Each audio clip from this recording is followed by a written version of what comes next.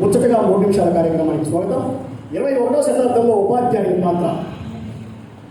బతకలేని వాడు బడిపంతులు ఒకప్పటి మాట.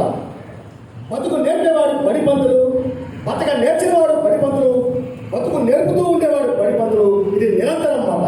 21వ శతాబ్దంలో ఉపాధ్యాయుడు చాలా సవాళ్లతో ముందుకు పోతున్నాడు.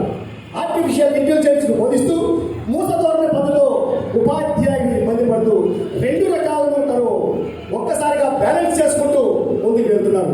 చాలా మంది కార్మికులు భవనాలు నిర్మిస్తారు, కానీ ఉపాధ్యాయుడు కంటికి కనిపించని నవ సమాజాన్ని నిర్మిస్తూనే ఉంటాడు. ఉపాధ్యాయుడు గురించి అందుకే మనము గొప్పగా మాట్లాడాం.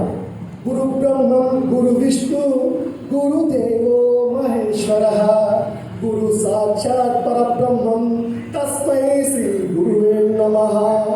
ఈ 21st సెంచరీలో ఉపాధ్యాయుడు ఇంటిగ్రేటెడ్ ఆర్ట్ టీచింగ్ మెథడ్ని తన తరగతి గదిలో బోధించాలి.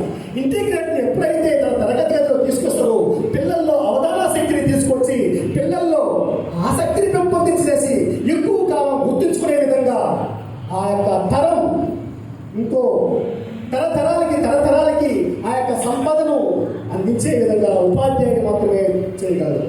ఉపాధ్యాయుడు దేశాన్ని నిర్మించగలడు, ఉపాధ్యాయుడు డాక్టర్ని నిర్మించగలడు, ఉపాధ్యాయుడు ఇంజనీర్ని నిర్మించగలడు. వాళ్ళందరినీ తయారు చేసే కర్మాగారము ఉపాధ్యాయుడి దగ్గర ఉన్నది. ఉపాధ్యాయుడి యొక్క ఫార్ములా ఎప్పటికీ ఎవరికి ప్రపంచ దేశాల్లో ఎక్కడ చూసినా ఉపాధ్యాయుడికి ఉన్న గౌరవమే వేరు.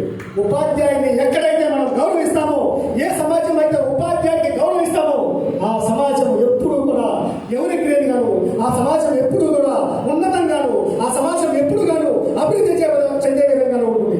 అందుకే పాజిటివ్ మైండ్ తరగతి గదిలో విద్యార్థులకు ఎవరైతే ఏ తరగతి ఉపాధ్యాయుడు పాజిటివ్ మైండ్తో బోధన చేస్తాడో ఆ తరగతి గదిని తన 4 గోడల మధ్య మాత్రమే కాదు, తన కుటుంబాన్ని, ఆ పిల్లల సంపదను, వారసత్వాన్ని తరతరాలకు అందించే ఉపాధ్యాయుడిగా చరిత్రలో చిరస్థాయిగా నిలిచిపోతాడనడంలో ఎలాంటి సందేహం లేదు. 21వ శతాబ్దంలో ఉపాధ్యాయుడు టెక్నాలజీని వాడుకొని టెక్నాలజీ వల్ల ఉపయోగాలను మాత్రమే విద్యార్థులకు చెప్పి టెక్నాలజీ వల్ల వచ్చే దుర్వ్యసనాలను, టెక్నాలజీ వల్ల వచ్చే ఇబ్బందులు విద్యార్థులకు తెలియజేస్తే ఆ తరం ఉపాధ్యాయుడు మనం ఖచ్చితంగా వింటారు. కాబట్టి ఉపాధ్యాయుడు మాత్రమే ఏంటి రాయడం నల్లపిల్లలాంటి పిల్లల యొక్క మెదడులో తన యొక్క అక్షరాలను లిఖించగలడు. కాబట్టి ఆ 21వ శతాబ్దంలో ఉపాధ్యాయుడు మాత్రమే ఈ దేశాన్ని, ఈ ప్రపంచాన్ని శాంతియుతంగా